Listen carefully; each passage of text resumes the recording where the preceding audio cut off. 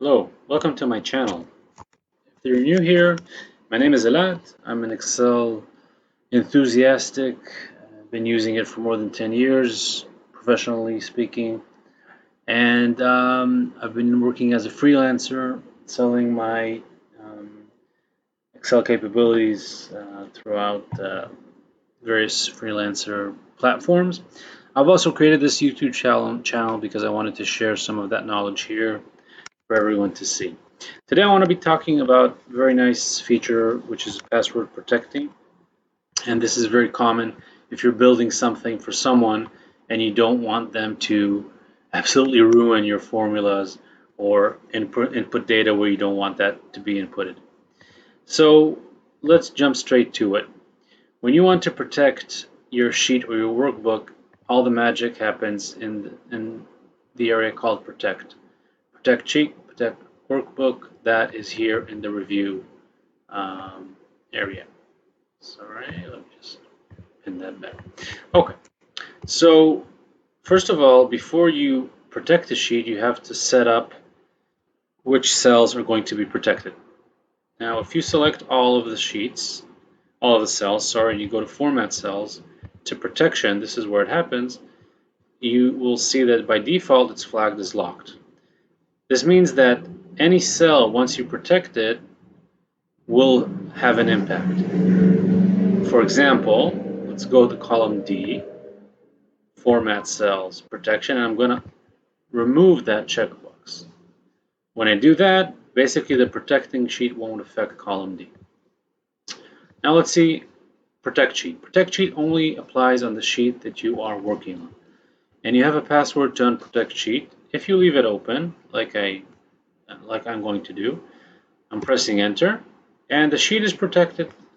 So if I go to any cell apart from cell D, or column D, I will get this message. Okay, the chart is protected, you cannot make any changes.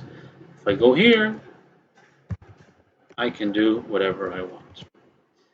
And to unprotect, all I have to do is click, because I don't have a password. Now if I do have a password, like 1, 2, 3, it will ask me to re-enter the password. And now, same impact, yeah, everything is protected apart from column D. In order to unprotect, I have to key in the password.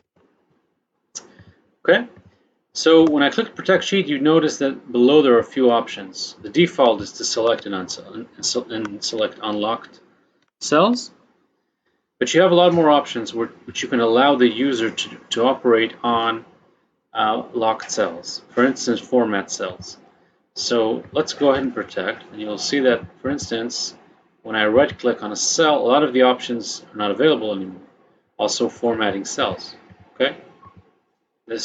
Look how much I cannot do. Let me now protect, and then I will allow to format cells. Now I have more options, and if I right-click, I can format the cells. Okay? So you need to understand what it is that you want to allow the user to operate on your sheet.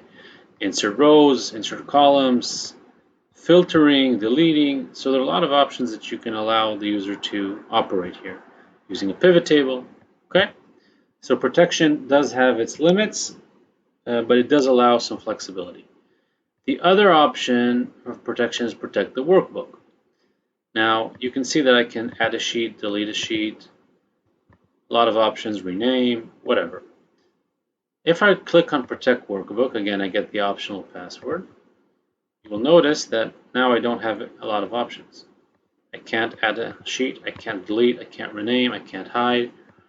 So this actually protect workbook is more of a protection of the file itself, less of the sheet. So that's pretty much very basically how you can protect a sheet and a workbook whenever you have a shared file with someone and you want to make sure that they will not be able to change the formula or change the format or change columns or whatever. That is what you need to use. So I hope you enjoyed this video, and I'd appreciate if you could subscribe, leave a comment, like, and check out my other videos. See you next time.